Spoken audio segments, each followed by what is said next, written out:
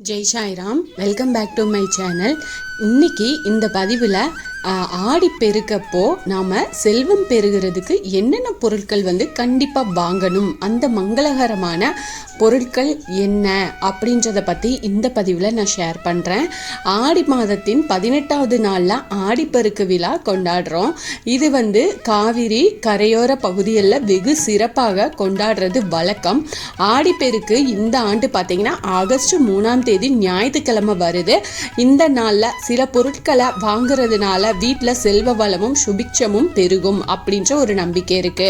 ஆடி பெருக்கு அன்னைக்கு என்னென்ன பொருட்களை வாங்குறது சிறப்பு அப்படின்றத பற்றி நம்ம இந்த பதிவில் தெரிஞ்சுக்கலாம். அதுக்கு முன்னாடி என்னோட சேனலுக்கு தொடர்ந்து சப்போர்ட் பண்ணுங்க, லைக் பண்ணுங்க, ஷேர் பண்ணுங்க, கமெண்ட் பண்ணுங்க, மறக்காம சப்ஸ்கிரைப் பண்ணுங்க, பெல் ஐகானை கிளிக் பண்ணுங்க. ஆடி மாதத்தில் வரும் மிக முக்கியமான நாட்களில் ஒன்று ஆடிப்பெருக்கு. நம்முடைய வாழ்க்கையில செல்வ செழிப்பையும் மகிழ்ச்சியையும் வளர்ச்சியையும் பெருக்கும் நாளாக பார்க்கப்படுது. இது மிகவும் ஒரு புனிதமான நாள்னே சொல்லலாம். இந்த நாளில் எந்த ஒரு காரியத்தை துவங்கினாலும் அது நமக்கு பல மடங்கு பெருகும் அப்படின்றது ஒரு நம்பிக்கை. இதனால புதிய முயற்சிகளை துவங்குறது, புதிய பொருட்களை வாங்குறது, சுபகாரிய பேச்சுக்களை துவங்குறது, புதிய சொத்துக்கள் வாங்குறது, இது எல்லாமே இந்த ஆடி பெருக்கன்னைக்கு செய்கிறது மிகவும் மங்களகரமானதாக ஒரு விஷயமா பார்க்கப்படுது. ஆடிப்பெருக்கில் எதை வாங்கினாலும் அது பல மடங்காக பெருகும்ன்ற நம்பிக்கை காரணமாக நிறைய பேர் பார்த்தீங்கன்னா தங்க நகைகள், புதிய ஆடைகள் வாங்கணும் அப்படின்னு நினைச்சிட்டு இருப்பாங்க. காரணம், இந்த நாள்ல தங்கம் வாங்கணும் அப்படின்னா வருடம் முழுவதும் தங்கம் சேர்ந்துகிட்டே இருக்கும் அப்படின்ற ஒரு நம்பிக்கை தாங்க.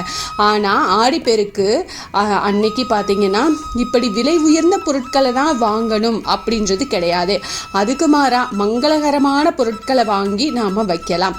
அப்படி ஆடிப்பெருக்குல எந்தெந்த பொருட்களை வாங்கினா வீட்டில் செல்வம் பெருகும் அப்படின்றதையும் நாம தெரிஞ்சுக்கலாம். இதுல நம்மால முடிஞ்ச அளவு ஏதாவது ஒரு பொருளை வாங்கினா கூட போதுமானது தாங்க. அந்த மங்களகரமான பொருட்கள் என்ன அப்படின்னா மஞ்சள், குங்குமம், தாலிக்கயிறு, வளையல், கல்வுப்பு, இவ்வளவு தாங்க. இது எல்லாத்தையும் வாங்கி வீட்டில் பூஜை அறையில் வச்சு வழிபாடு செஞ்சுட்டு அதுக்கப்புறமா அதை நாம் எடுத்து தினசரி உபயோகத்துக்கு நம்ம பயன்படுத்திக்கலாம். மஞ்சள் மற்றும் குங்குமம் மங்களத்தின் அடையாளமாக பார்க்கப்படுது. அதே போல் தாலிக்கயிறு, வளையல், இதுவும் திருமணமான பெண்களுக்கு மிகவும் ஒரு முக்கியமானதாக இருக்குது. கல்வுப்பு இல்லற வாழ்க்கையில் செல்வத்தை குறிக்குது. இதை வாங்கி ஏழை பெண்களுக்கு தானமாக கொடுக்கறதும் இன்னும் சிறப்புனே சொல்லலாம். இதை வீட்டில் செல்வத்தையும் சுபிக்ஷத்தையும் கொண்டு வரக்கூடிய ஒரு முக்கியமான பொருட்கள் தான். இது தவிர உளுந்தம்பருப்பு, வெல்லம், அரிசி, பருப்பு வகைகள், தானியங்கள், இந்த பொருட்களையும் ஆடிப்பெருக்கு நாளில் வாங்குறது சிறப்புன்னு சொல்லலாம். உளுந்த வாங்கி வடை செஞ்சு வெல்லத்தை சக்கரை பொங்கலா செஞ்சு நெய்வேத்தியமா படைச்சு வழிபாடு செய்யலாம். இந்த நாளில் புது அரிசி வாங்குறது வீட்டில் செல்வத்தை பெருக்கும் அப்படின்னு சொல்லப்படுது. அனைத்தையும் வாங்க முடியாவிட்டாலும் ஏதாவது எது வாங்க முடியுதோ அந்த ஒரு பொருட்களை வாங்கி நாம வச்சுக்கலாம். ஆடிப்பெருக்கு அன்னைக்கு வீட்டையும் பூஜை அறையையும் சுத்தம் செஞ்சு அலங்கரிச்சு இறைவனை வணங்குறது புனிதமான இந்த நாள்ல இறையன்பை பெற்றுத்தரும். முக்கியமான ஆடிப்பெருக்கு அன்னைக்கு நதிகளை வழிபாடு செய்யறது இன்னும் சிறப்பு. பக்கத்துல நதி இருக்கு அப்படிங்கிறவங்க அந்த கரைக்கு போய் சென்று விளக்கேத்தி பூஜை போட்டு நம்ம வழிபாடு செய்யலாம். ஆறு இல்லாத ஊர்களில் இருக்கிறவங்க வீட்டிலேயே ஒரு செம்புல தண்ணீர் நிரப்பி அதுல சிறிது மஞ்சள், பூ போட்டு பூஜை அறையில வச்சு அதை கங்கை காவிரியாக பாவிச்சு வழிபாடு செய்யறது இன்னும் நல்லதே. இதனால குடும்பம் செழிக்கும், செல்வ செழிப்பு ஏற்படும். நதிகளுக்கு நன்றி செலுத்தி தான தர்மங்கள் செய்யறது இன்னும் நமக்கு புண்ணியத்தை பெருக்கும்.